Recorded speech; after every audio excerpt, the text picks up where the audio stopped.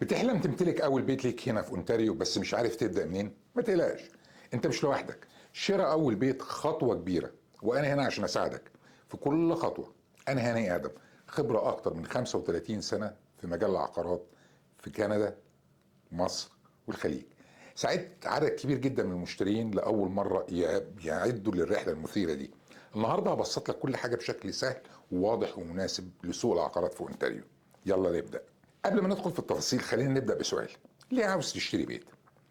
يمكن تكون زهقت من الايجار او عاوز تبني قيمه عقاريه. فهمك لسببك هيكون دليلك على اتخاذ قرارك.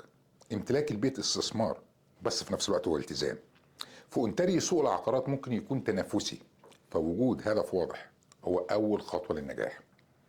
الخطوه اللي جايه هي الارقام. تقدر تشتري بيت بكام؟ وده بيعتمد على 3 عوامل اساسيه.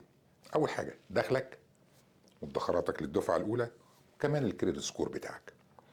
في اونتاريو الحد الادنى للدفعه الاولى هو 5% للبيوت اللي هي اقل من 5%. اي حاجه فوق ال 500,000 بتبقى 10%. لو البيت اكتر من مليون بتدفع 20%. طبعا في تعديل جاي للقانون ان فوق المليون ونص هتدفع 20% لحد مليون ونص. ما تنساش تكاليف الاغلاق زي ضريبه نقل الملكيه واتعاب المحامي والانسبكشن اللي هو تفتيش البيت. تجهز لك حوالي من 1.5 ل 3% من تكاليف من سعر البيت. عارف انه كمان اونتاريو بتساعد المشترين لاول مره؟ ده حاجه مثلا زي الاتش بي بي، الهوم باير بلان، ده انت بتسيف فيه وتقدر تاخد منه. الحاجه التانيه كمان الحساب الجديد اللي هو التاكس فري، تاكس فري فيرست هوم سيفنج بلان.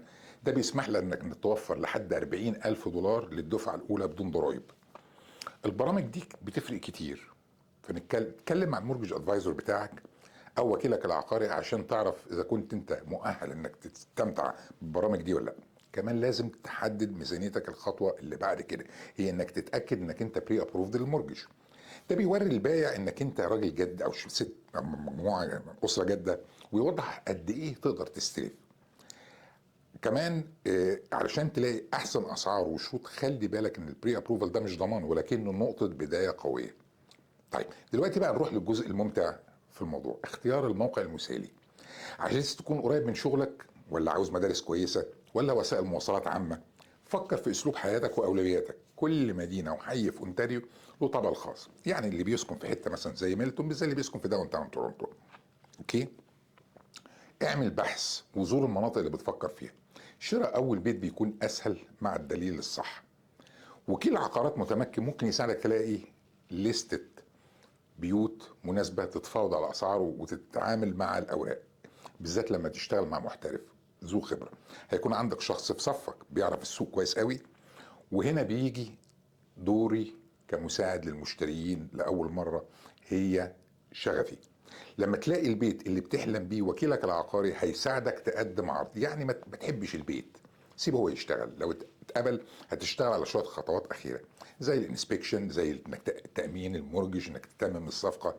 الموضوع كتير لكن صدقني بيستاهل لما تستلم مفتاح بيتك الجديد. شراء اول بيت في اونتاريو رحله، لكن مع التحضير والتوجيه الصح هي رحله ممتعه جدا ومجزيه. لو جاهز تاخد الخطوه الجايه اتواصل معايا النهارده. هكون مبسوط صدقني، واساعدك تحقق حلمك بامتلاكك بيت. وما تنساش يا ريت تعمل لايك وسبسكرايب وتشارك الفيديو ده مع حد ممكن يستفيد منه. شكرا على المتابعه واشوفكم في الفيديو الجاي.